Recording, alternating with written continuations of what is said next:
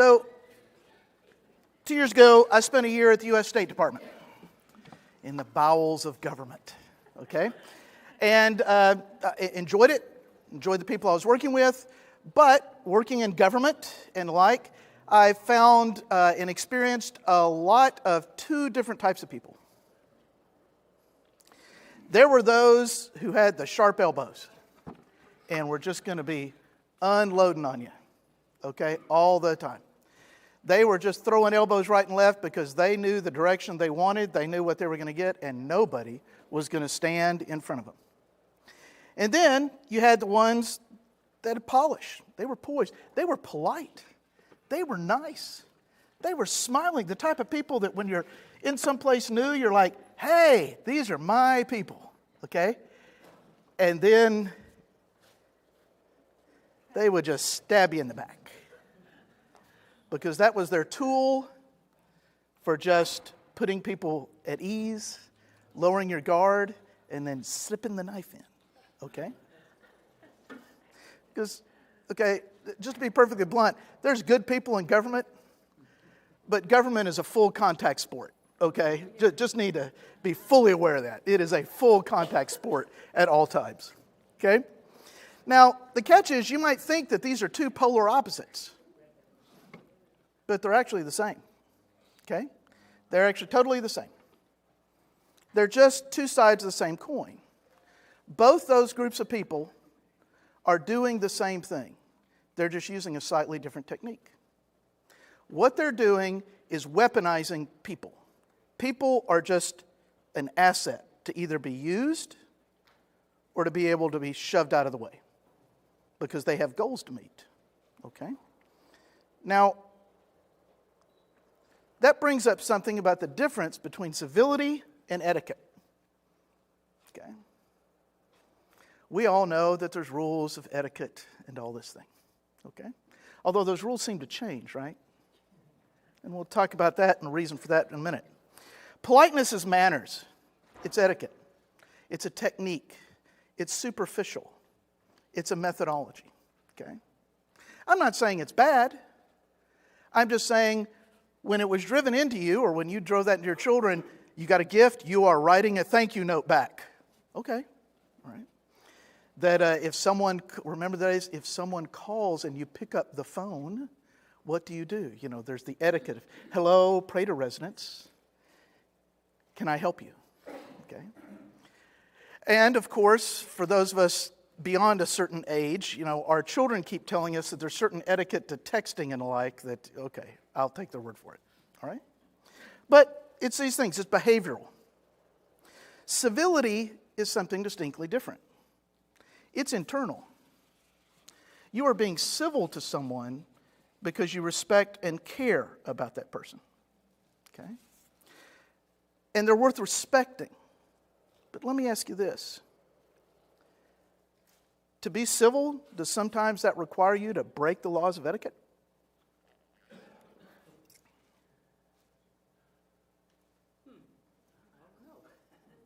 Just want to throw that out there. Okay? Now, there's laws of etiquette that we break all the time. Like, I'm still not sure why, okay, do we only wear white after Labor Day or before Labor Day? I don't know. I'm a guy. I don't care. Okay? So all this stuff. But there's these laws of etiquette that sometimes we just break going through. But what I'm saying is, do you purposefully break the laws of etiquette sometimes to be civil? Let me give you an example. Queen Victoria. Oh, yes. I see the opposite of that. Okay. Experience working in volunteer organizations and such, where people are so concerned about not hurting feelings, we can't get anything done. Okay. Because we can't talk about the real stuff. All right. Because we are obeying the rules of etiquette. Okay. Now, I will be perfectly blunt with you. In my division at the State Department, I once asked my boss, I said, don't you get tired? I said, why? Because everybody talking in any meeting at State Department, you spoke very slowly. Because you were assessing each and every word you were about to say to make sure it would not come across as being upsetting or place someone on a defensive mode or all this. And I'm going, same thing. I'm like, we're all adults here. Just say what you mean. And, if we're upset, we'll get over it. Let's just get something done. And she just laughingly told me, she said, yes, I've been at this 20-something years, and it's tiring. But we were obeying the rules, okay? The rules of etiquette in that place, which we'll get to back in a minute, all right? But here's Queen Victoria, and she hosted the Queen of Sheba. The Queen of Sheba is at this elegant state dinner. And she goes and she takes the finger bowl and she drinks from it. Oh no, you have just broken a major rule of etiquette. Those are for daintily dipping your fingers in to cleanse your fingers. And here you are drinking from the bowl. Oh, what an idiot. And this is Victorian England, right? If you know nothing about Victorian England, you knew they had a lot of rules of etiquette. And everybody's going through this. So everybody's looking at the Queen of England. What is she going to do? Because remember, this is the height of the British Empire. The statement that is made, the sun never sets on the British Empire, that was true. This is the largest empire in history. The sun never set on the British Empire. By the way, when we talk about monopolies today, I just want to give you an idea on how powerful Britain was. At its peak, the East India Trade, the Tea Company, the British East India Tea Company, controlled 50% of the world's trade. Did you hear what I said? Not 50% of the tea trade. 50% of the world's trade, one corporation. That is a monopoly, okay, by any way, shape, or form. And that was just one of the companies in the British Empire. So here's Queen Victoria, the most powerful person on the planet. And the Queen of Sheba breaks the rules of etiquette. And the Queen took her finger bowl and did exactly the same thing. Why? Because she said, forget propriety and etiquette. I don't want my guests to be embarrassed. And that's the difference between civility and etiquette. Okay? Yes, sir. All of this reminds me of when President Bush threw up when eating raw fish. Right. I don't know who he is with the parliament or somebody. You remember that Yep. in the news? Mm-hmm. And, everybody's, oh no, he's on international television and it's this. But they tried to make him feel comfortable because, okay, the guy's ill. He had no control over that. Other times in our own historical aspect, during the Cold War, John F. Kennedy goes to Berlin, okay? And he's telling, the people in Berlin, we are with you. We're the United States. We're behind you and like. And he wants to say, I am with you. And he wants the English to be, I am a Berliner, is what he wanted to say. So he did a direct translation in German. Ich bin ein Berliner. A Berliner in that bit was a donut. It's a particular type of donut. And so you can see by looking back at the old videos, when they're going this, the German people in the audience and goes, Ich bin ein Berliner. And they sort of glance at each other and are like, he means well. Don't say anything. Don't say anything. That's being civil, okay? Let's not upset the man and tell him you're not a donut, sir. Okay. Now, in America, we think of ourselves as a classless society, right? All men are created equal. We left the Brits because of this, all right? We don't have lords and dukes and duchesses and all that to keep us, on what this hierarchy is. But there's one academic who claims because of this, we're more class conscious than the Brits ever were. Because we don't have those very specific markers to list things. So we're all playing these games, okay? Because why are we fastidious about rules or etiquette? Because if we know the rules, that reinforces us. And if somebody doesn't obey the rules, we can make them feel bad and control them, okay? So George Bernard Shaw said, if you only take the trouble to follow the rules, you can basically get away with murder. And you don't believe me? This is the South. Bless her heart. We've all known that. In the South, bless her heart, is an eraser. You can say absolutely anything about anyone that's the most vicious, but just so long as you go, bless her heart. Okay? And I had a great video, but this is a UTA computer, and it will not allow me to hook up to the Wi-Fi here because for those of you around here that may have some control over this, you are using old protocols that are non-secure, and so UTA will not allow me to touch your system, okay, because you are not obeying the rules, okay? And so the rules are tantamount to be obeyed. But bless her heart. There was a comedian in the 80s that he would say like something really horrible. He says, but I mean that in a nice way. Yes, exactly. Same thing. It's the exact thing. And now you're getting close to Thanksgiving. And I'm sure you're going to have some relatives around. And to say things like this, how's Cousin Jerry doing? Well, you know. He just can't get it together and he's, can't lay off the sauce and da-da-da-da-da. Bless his heart. Okay. You can, right. Bless his heart, brip. Okay. And that's the way we use it in the South. Okay? That's etiquette. I can get away with saying anything just so as I'm like, bless her heart, bless his heart. But is that being civil? Now, if you don't believe there's class differences, a couple years ago, okay, as I told you before, we grew up poor. Okay, dad's side of the family. Subsistence farmers coming up. And so, but everybody got to the middle class. And it was a couple years ago that we were having a wake for one of the aunts. And we got together, and one of the other aunts who married into the family, she's a teacher up in Indianapolis. And they're having a lot of immigrants and things of this sort, and they'd given a book to everybody to read about understanding these backgrounds, etc. And so we're sitting there, and she goes, I finally get your family. And I'm like, well, it's good, Joe, because you've only been married into it for 40 years? I'm glad of this. She goes, no, I get it. Because what they're talking about is if you grew up poor, when you have a get-together, the issue about food is quantity, okay? And what she was saying is she's looking around, because even though everybody's middle class at that time, looking around, there were 4 things of corn, 3 things of green beans, because by George, if you came up poor, we want a lot of food, okay? That's if you come back from a poor background. Middle class, quality. You're talking to your friends, I got this. It's organic, antibiotic-free, grass-fed beef, which I sell, okay? Because I know that market. It's like, yes, no antibiotics, grass, blah, blah, blah, blah, blah.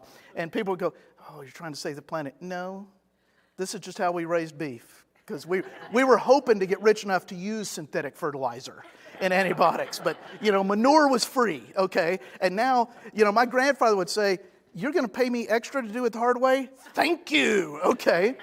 But while the middle class is going, I got this beef, it's locally grown, grass-fed, organic, antibiotic-free. All those terminologies that we use in the middle class to sort of, because we want quality food. We have the safest food supply on the planet, and yet how much money is spent on double osmosis, water filters, and all this stuff so that in the middle class we can say, I bought organic, or I'm vegan, I'm vegetarian. And if you're any of those, that's great. I'm just saying is that part of this is we're sort of using this to rank ourselves. That's what the middle class does. And then you get the rich, and it's all about presentation, right? You watch these cooking shows. You know the ones. Exactly. All these things. And, my family's, Gretchen's not looking at me now. Like she's like, okay. They love those shows too. But I just love this because they go, I did this compote with blah, blah, blah. And I'm like, looks like jelly to me. Okay. And looks like jelly on a piece of chicken. But, they got all these words. And do you notice how the more expensive it gets, the portion sizes get smaller? Okay. And the poor guy in me is going, I don't see the value in this, okay? But again, it's that hierarchy that we play to, okay? And ladies, if you go throughout history, what's the status of beauty? It's whatever is the hardest to achieve. So you go look at those oil paintings of people in the past, and women were, what we would state today, decidedly overweight and like. And why was that considered beautiful? Because that meant they were rich enough to have excess food. Okay, that was great. And why did they have pale skin? Because they didn't have to go work in the fields and all this stuff. But then once everybody had food, now it's like, okay, standard of beauty is skinny. Yeah, that's harder, skinny. And then whatever it is, curly hair, non-curly, whatever it is this week, I don't know. Okay? Yes? My daughter's a chef. Oh. And they consider art, an art form, like buying a Picasso. It is. We had some friends of ours in Tennessee before we moved out here, and his son was in chef college, university, whatever that is, and he came back one weekend, and we were all cooking out, and the guy, he was a great cook. He was a great cook. And his son comes up and says, "Dad, step aside. Let me do this." And he goes, "Son, I'm a great cook." And his son just looked at him and says, "That's right, Dad. You're a cook, but I'm a chef." And we're like, "Woo, okay, there we go." But it is. But that's, bless his heart, bless his heart. That's right. That's exactly right. Because I'm a chef, okay? This type thing, okay? Attire. If any of you are still working, you're dealing with this, okay? How we dress does all this stuff. So when I was starting my career in the 80s, guy, remember Malone came out with that book, Dress for Success. And I read it, and one of the statements he made in there is, absolutely, whatever you do, do not wear double-breasted jackets. So I immediately went out and bought double-breasted jackets. Because I was like, excellent, this is my way of standing out, okay? And so now I wear suits to work, and everybody looks at me like, what are you doing? Because I'm like, nobody else wears suits, because, it's just a way of differentiation, okay? But if you're out there at work today, wearing a suit, that is so gauche. We're more relaxed now. Okay, we just chill, we're going through. Really?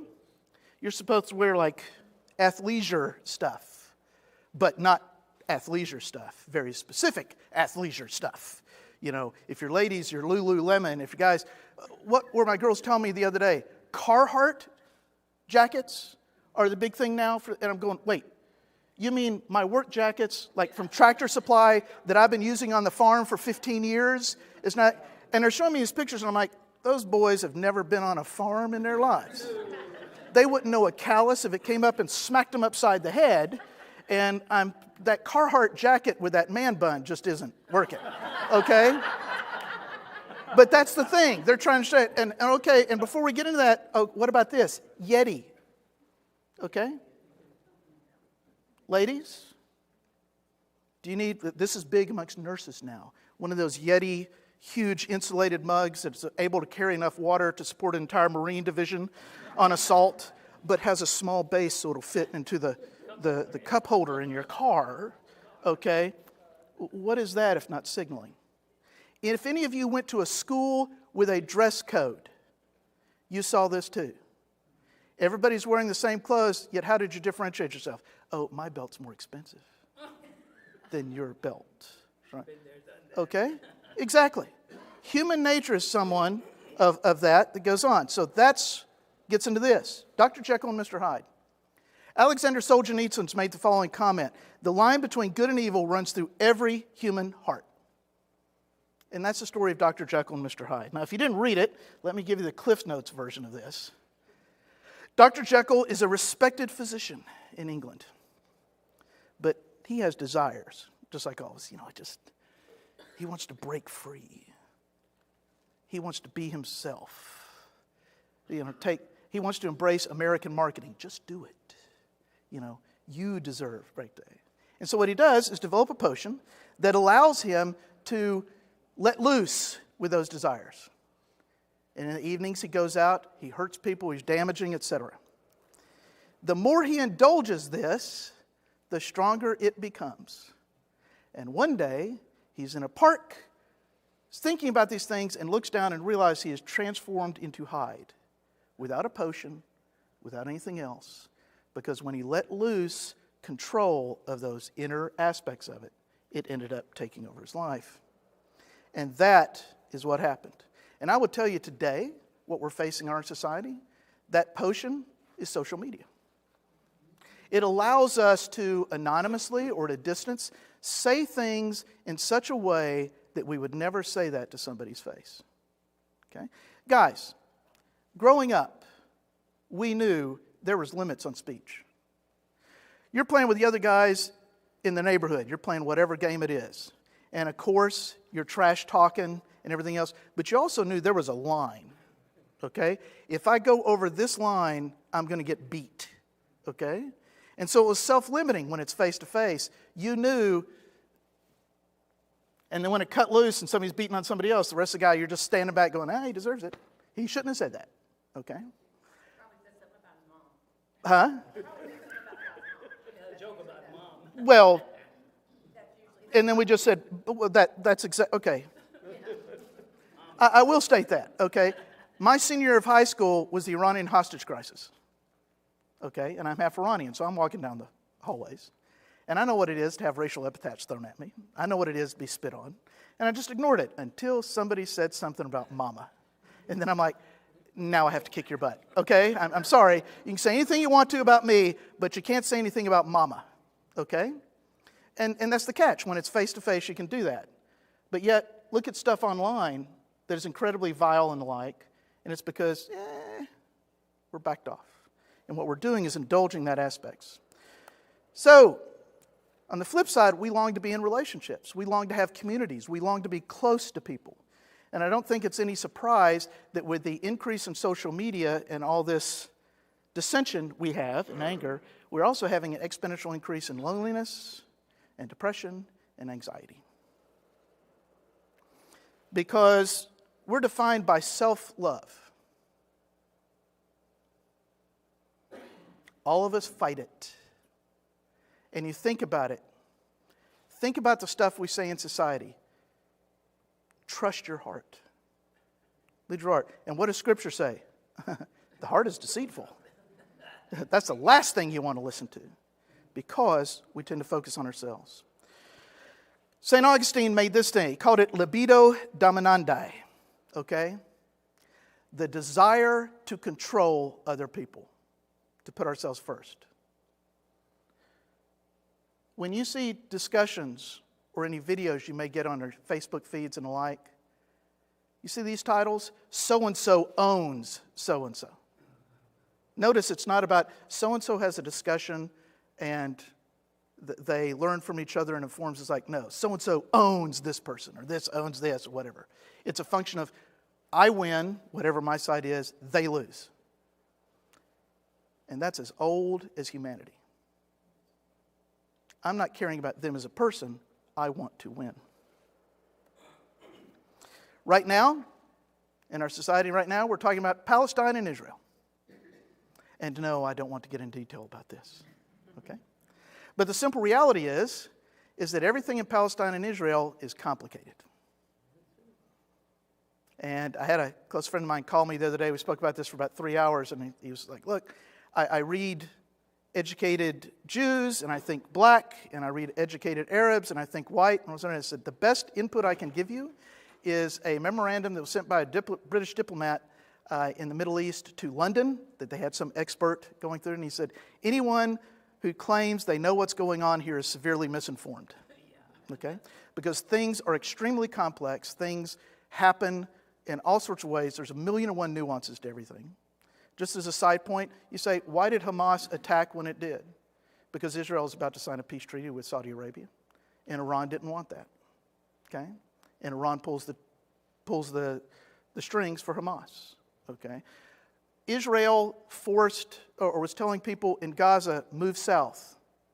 But the Egyptians weren't opening the border because they don't want to deal with it either. But by the way, just as a side point, you know, back in the 70s, when Jimmy Carter signed the peace deal, Egypt between Israel, and they gave the Sinai back, Gaza was part of the Sinai. The Egyptians said, we don't want Gaza. You keep Gaza. We don't want to deal with that. Okay? So the Arab nations, for all their talking, is not like they really care about the Palestinians either. So how did they get the doors open? Last week, there was a leaked report from the Israelis saying the only solution here is to clean out Gaza and move all those people into the Sinai, into a place in the Sinai. Well, of course, the Egyptians went bonkers, And the Israeli government said, oh, that was just a think piece. That wasn't going on, blah, blah, blah, blah, blah. But what happened 2 days later? The Egyptians opened the southern border. Everything in the Middle East is nuance and multiple layers and everything else. So when we start yelling at each other about it, we're not trying to learn. We're just trying to own the other side, whatever that side is. Now, is that what we're supposed to do? In Romans, which is what we're talking about here, this isn't what we're called to do. Now, in Romans, lessons 5 and 6, we're talking about issues in Romans from a doctrinal standpoint. How should theologically we live? But now we're in Romans 13, which is practical. Whoops. Let everyone be subject to the governing authorities, for there is no authority except that which God has established. The authorities that exist have been established by God. Consequently, whoever rebels against the authority is rebelling against what God has instituted, and those who do so will bring judgment on themselves. For rulers hold no terror to those who do right, but for those who do wrong. Do you want to be free from fear of the one in authority? Then do what's right, and you'll be commended. For the one in authority is God's servant for your good. But if you do wrong, be afraid. Rulers do not bear the sword for no reason. They are God's servants, agents of wrath, to bring punishment on the wrongdoer. Therefore, it is necessary to submit to the authorities, not only because of possible punishment, but also as a matter of conscience. This is also why you pay taxes, for what the authorities are God's servants who give their full time for governing. Give to everyone what you owe them. If you owe taxes, pay them. If revenue, then revenue. If respect, then respect. If honor, then honor. Please remember who he's talking to. These are Christians under the Roman Empire. Now, in religious circle, we love to use these verses for our own ends. A year or so ago, when there was riots and protests across the country, many of us talked about, those people just need to be rounded up. They should obey the law. I would agree with that. Because without order, there's no basis for freedom or anything else. Okay? And that's fine. But we tend to use it that way. But then when we feel our Second Amendment rights may be infringed on, suddenly we're all rebels. Okay? And what Jesus said here is, obey the government. Okay? Obey the government. As Jesus said, if someone forces you to carry a burden 1 mile, go 2. What was he referring to? Roman soldiers could just walk up to you and say, carry this. Now, how would you feel if a government official came up and said, carry this? And Jesus said, don't just carry it 1 mile, go 2. And don't complain about it. Now, did the early Christians obey all government laws? No. Of course, if it went against God's law, if it was a matter of conscience, no. But even then, we play those games, don't we? Because we'll say, well, I have to do this unless it's a matter of conscience. But then if everything's a matter of conscience, you've just got your loophole to say, I don't have to adhere to this law anymore. And that's not scriptural either. So, the debt we owe. Let no debt remain outstanding, except the continuing debt to love one another. For whoever loves others has fulfilled the law.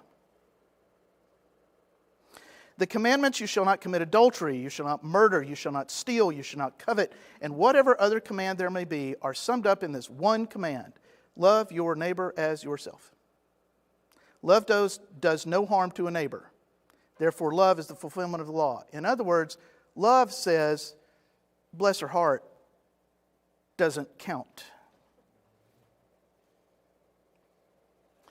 Let us behave decently, as in the daytime, not in carousing and drunkenness and not in sexual immorality and debauchery. That's where we usually stop right there. Because we're like, yep. This country's falling apart. Yep, see that? Mm-hmm. Notice the last of the verse. Not in dissension and jealousy. Oops. Oh, why did he have to stick that one in there? Okay.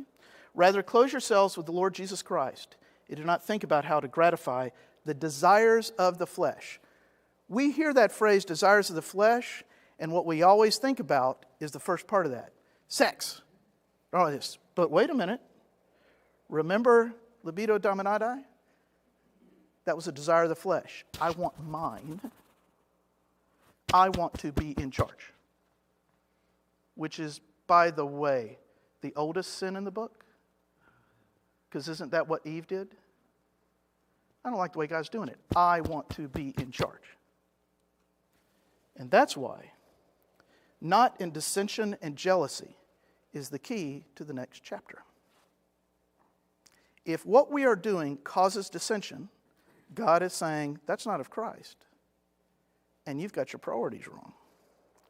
So, accept the one whose faith is weak without quarreling over disputable matters. One person's faith allows them to eat anything, but another whose faith is weak eats only vegetables.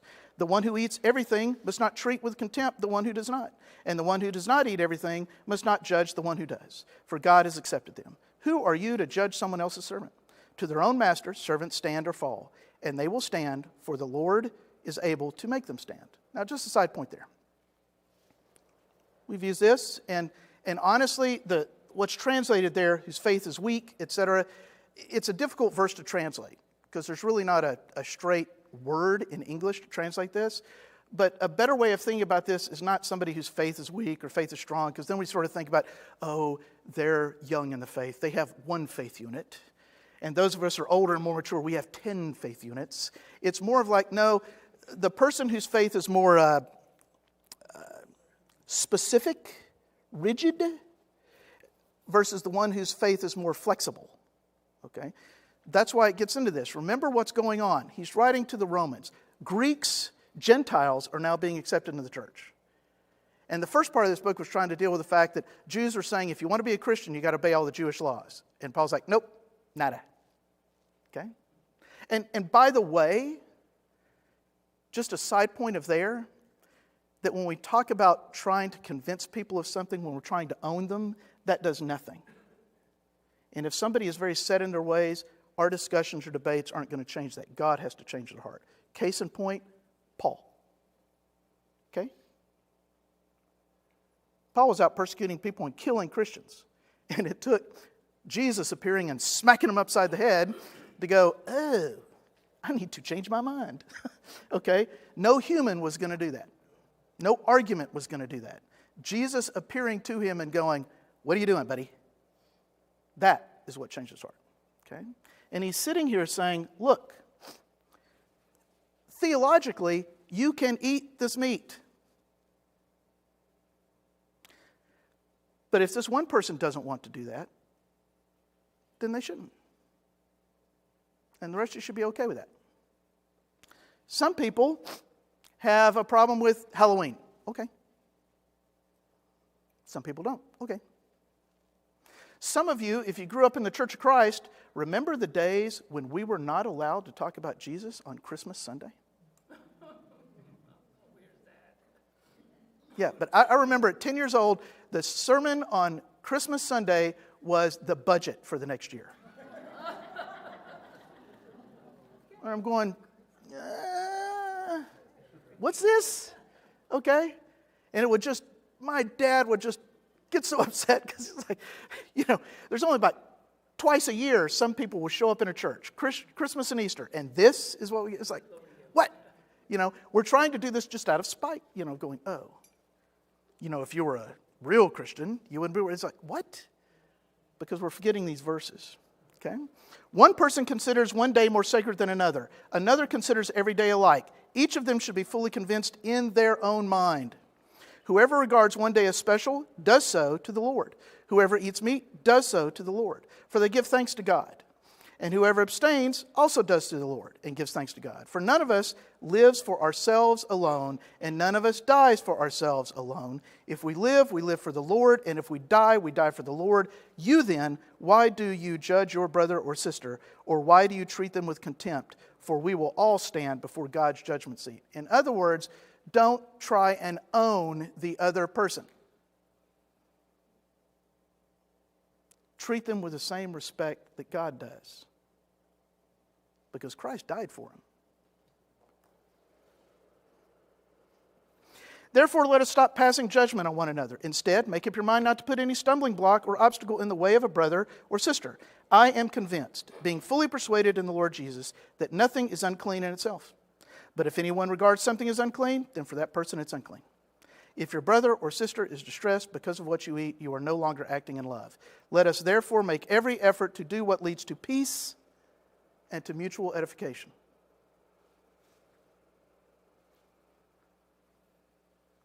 I would just ask you that when you are posting or you're talking to people and the like, before you say things, just ask yourself, am I doing this because I want to be peaceful and mutually edify us before I utter what's about to come out of my mouth?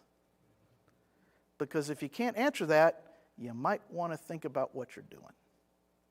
Okay? So, how do we do that? And so I'll go back to it. So this was Romans 14. But Paul, he likes doing things in different orders.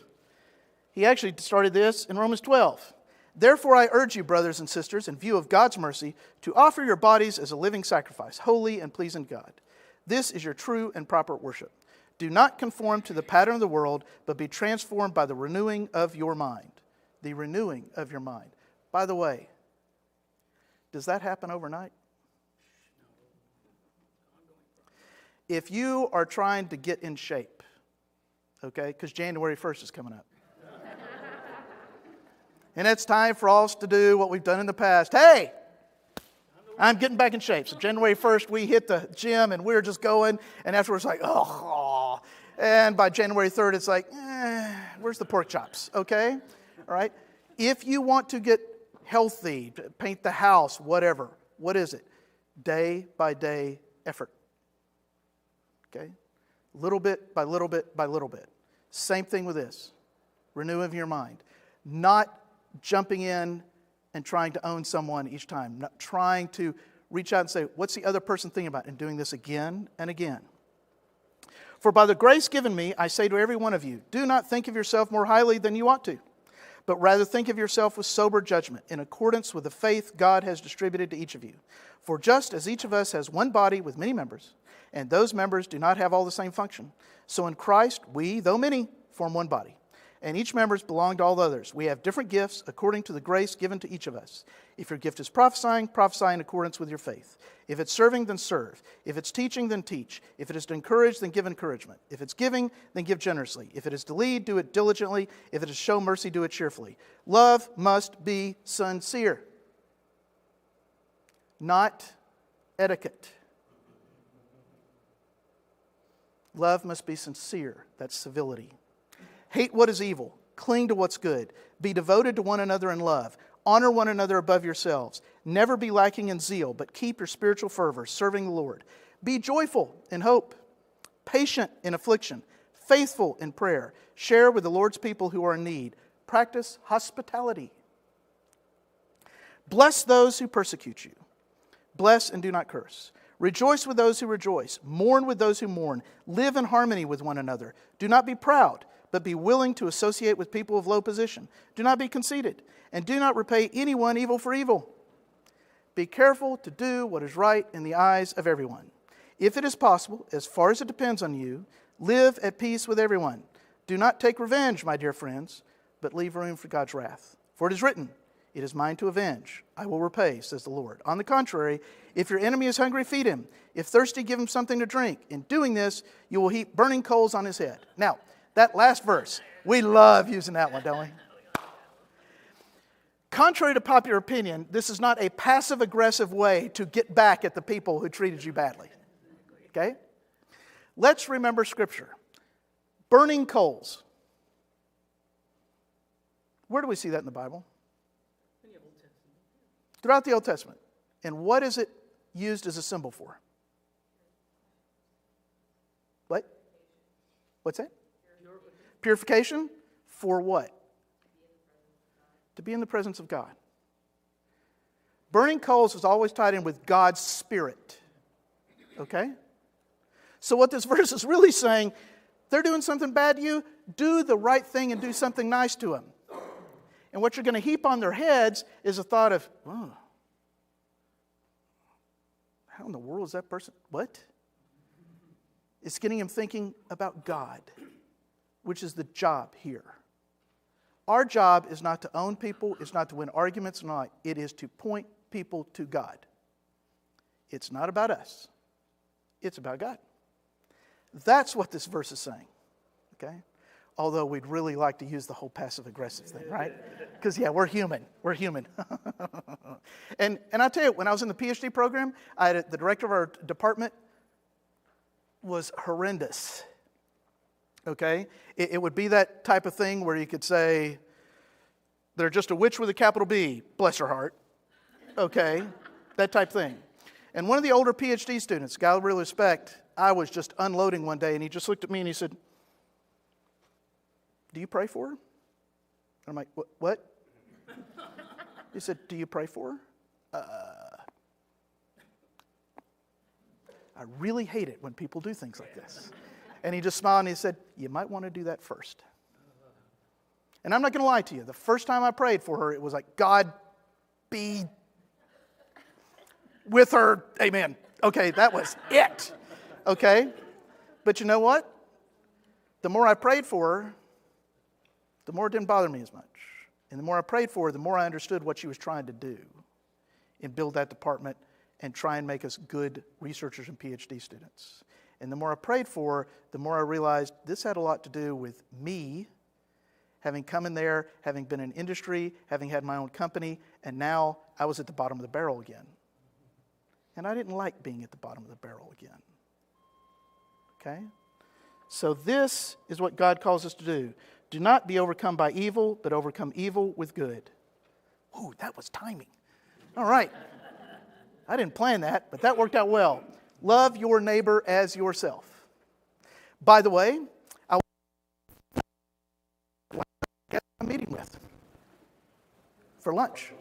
Huh? Exactly. That's what I'm meeting with, because we're buds now. Okay? So see, it can happen. All right.